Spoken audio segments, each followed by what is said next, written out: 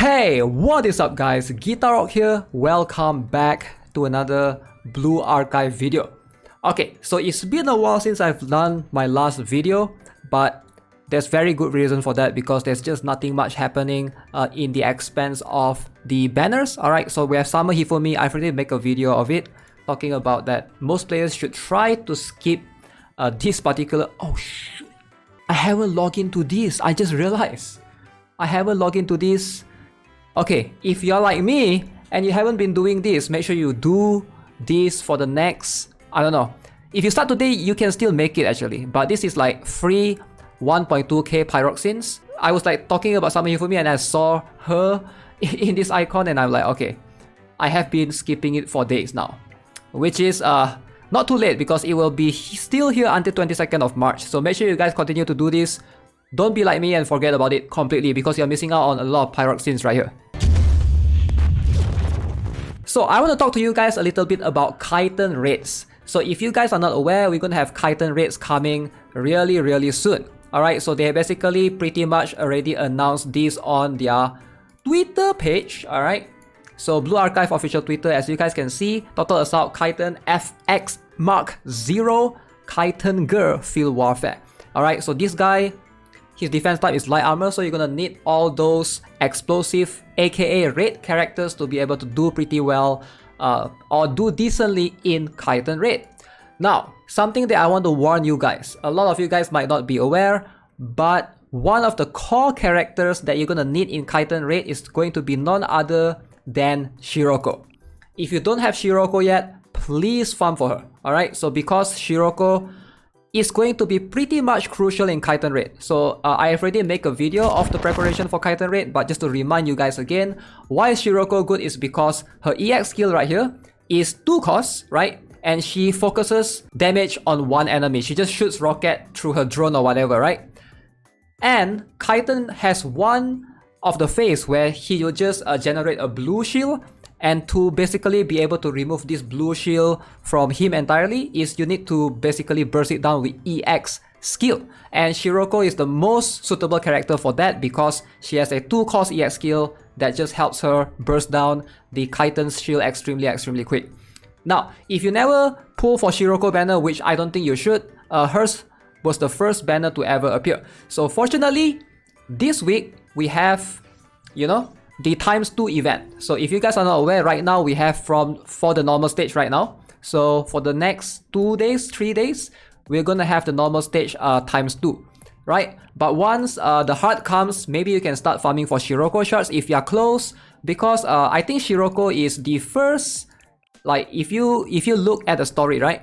So you basically get her right here in chapter 3 itself, area 3-3, right? You get her here, and then you get her like later on somewhere along the lines of in 9-3 as well. So it's quite easy to get her shards if you've been farming diligently every single day, farming the hard stage. Yes, Shiroko is someone that you should have already obtained. But if you haven't, if you're close, have a look at this unlock mystic, you know, see how many shards you need to basically be able to unlock her.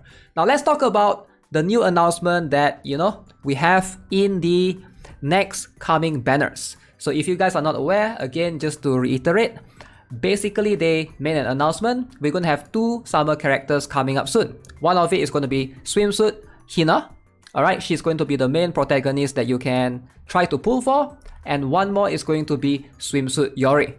Now, not everybody is a whale and not everybody has plenty of, you know, pyroxenes laying around. So a lot of you guys have to decide, you know, between Summer Swimsuit IORI and between Summer Swimsuit HINA, which one should you pull for? So hopefully this video can help you guys decide. Dang, that's a very good IORI art right there. Let's talk about them individually and we'll go in depth and I'll give you guys my thoughts at the end of the video and I'll explain why as well. Now, I've already done a video talking about all the Summer Swimsuit characters in general, but hopefully in this video I can give you guys more thorough insight and something that I've never discovered before when I make that video. So first things first, Swimsuit IORI and Swimsuit HINA. They are both super similar. Alright, so of course Gehenna, they are both from Gehenna, so they are going to be using Gehenna books. So if you pull for both, it's not such a bad idea to pull for both, to be honest, because both Swimsuit IORI and Swimsuit HINA are limited. So once they are gone, they're gone. Even in JP, currently they haven't made a return banner yet. So which one should you go for? Let's look at the skills. If you look properly, right, even the terrain advantage for both of them, exactly the same. Alright, so you can see exactly the same. They are both very good for, I believe, outdoors. Now let's have a look at the skill. Probably that is where we're gonna try to be able to draw some conclusion. So Swimsuit Yori and Swimsuit Hina. So first, let's compare the EX skill. Swimsuit Yori has a cost of 4, alright, while Swimsuit Hina has a cost of 3, so keep that in mind. Now Swimsuit Yori, as you can see, deals 880% damage to enemies within a round shape area. Swimsuit Hina deals 441% damage against 5 enemies in a fan shape area. So both similar, alright, they are both AoE.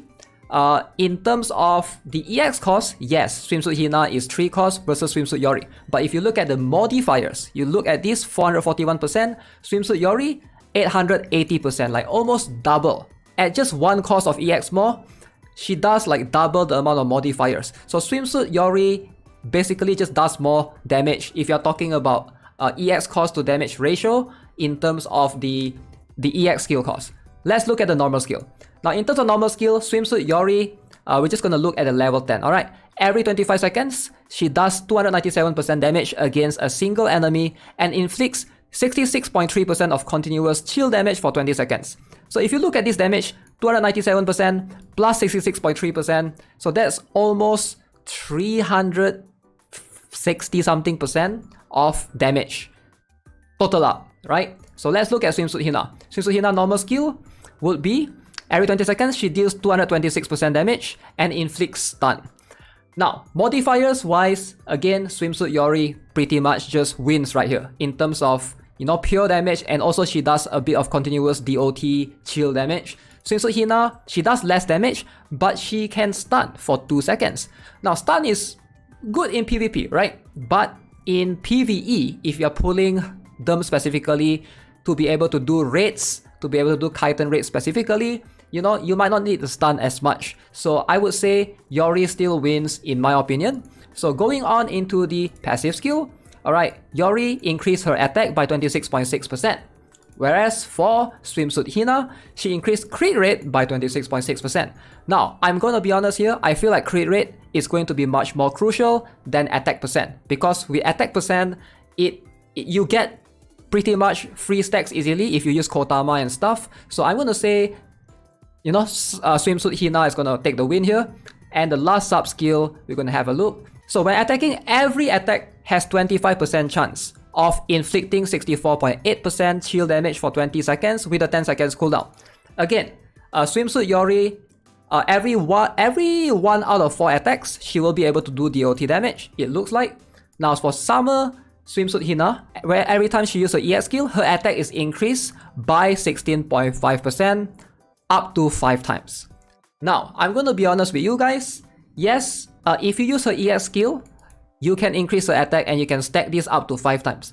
But that's very situational, and sometimes in certain situation, you know, you might not want to use her EX skill, right? Depending. If you are doing Kaiten raid, if the Kaiten Megazord somehow has shield, you want to use Shiroko's skill. If your ally's HP is low, you want to try to activate Koharu's heal. So it's hard to control to be able to use her EX skill consecutively right here. So I feel like this can be good, yes, but in normal battle situation, it's hard to specifically time this. 5 times, you know, to be able to cycle everybody's skill, most likely, you know, you're gonna lose out on a little bit of efficiency or effectiveness in the battle. I would say in terms of usefulness, I feel like if you use EX skill a lot, Swimsuit Hina is going to be the better one, right? So if you spam her EX skill a lot in battle, it seems like she will most likely out DPS Swimsuit Yori. However, Swimsuit Yori seems to be the better character if she's someone that you just put in your current lineup, because she has so much DOT on both her sub skills, right? That she has a lot of damage to stack. Alright, if you look carefully, you can just include her in your party and you don't have to bother leveling up the EX skill, right? It costs 4, but if you pair her with somehow like Shiroko, for example, or Sarika, those have EX cost of 2 and you can cycle their skills much easier. You can just put Yori in and she will do damage, a lot of damage, in terms of the passive skill. So in theory, she's someone that you can just place in your party without having to cycle through a EX skill, and she will still do a ton. So I do feel like in a lot of situations, Swimsuit Yori is going to be slightly better. Moreover, one more thing that you guys need to be aware of is the design of these two characters. Alright, both Swimsuit Yori and Swimsuit HINA. So both of them, if you look at their EX skill, is clearly an AoE damage dealer. Alright, they are not single target, they are AoE damage dealer. So Yori deals 880% damage to enemies within a round shape area, and Swimsuit HINA deals 441% damage against 5 enemies in a fan shape area. Now I'm going to tell you guys why pulling for them to use as an AoE damage dealer doesn't make sense. Now if you've been playing the game for at least a couple of weeks now, or even months now, I assure you, in your account, you're going to have these two characters that I'm going to mention that's going to be just way better in terms of AoE damage. Alright, number one, Akari. Now Akari is just straight up going to be better in general. Now look at this. Her EX skill deals 568%. Alright, this is at level 3. So let's compare to Swimsuit HINA. Swimsuit HINA is 441% at level 5. So already Akari does pretty decent damage for an AoE character. And then one more character that everybody has is basically Mutsuki. Alright, I believe every single account should have her. In fact, I'm slowly trying to build mine, trying to get all the gears to as high as possible. And if you guys are not aware, Mutsuki does quite a lot as well. Look at this, level 2, 471% of attack, 2 damage within 3 circular areas. So for AoE damage dealer, it's a bit of waste because whatever that Summer HINA can do, Akari and Mutsuki can do similarly, if not better. You know, it's going to depend on the terrain and stuff. Whereas for Summer Yori, Swimsuit Yori, you can just leave her in your team. You don't have to bother about the EX skill. Like I mentioned, her normal skill and her sub skill, this will just give her the extra damage boost. And one more thing that I didn't mention is, we did talk about their skills, sub skills, passive skill, normal skills, but we never actually talked about their stats. Now both Swimsuit Yori and Swimsuit HINA, they actually have massive stats differences. Now Swimsuit HINA has way lower base stats in general. In fact, her base stats is quite low. At level 100, 5 star, apparently Swimsuit HINA only has 4,592 attack. Now, this is really low, alright? If you look at Swimsuit Yori, she has the highest attack of all the explosive characters, if I'm not mistaken. I did try to check this with a bunch of other characters, but she basically has 5.3k at 5 star. So I was quite surprised when I found this out, because I was comparing this to Shiroko, for example. Shiroko has 4266, and I was looking at Serika as well. So Serika has about 4329. So Summer Yori just have 1000 more base attack than a lot of other explosive characters out there, which makes her really valuable.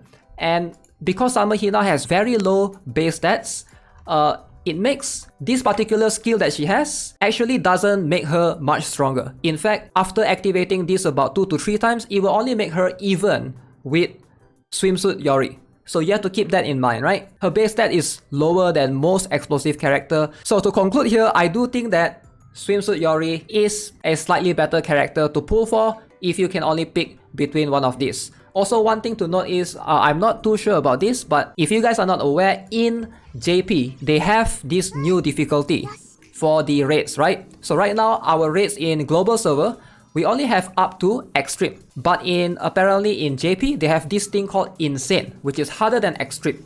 Now in insane mode, apparently Swimsuit Yori is still being used a lot in Kaiten raids, but Swimsuit HINA, however, she is still being used there in the outdoor Kaiten raid, but in the urban Kaiten raid, apparently Akari replaces her. So that's what I've been hearing from the JP side of things.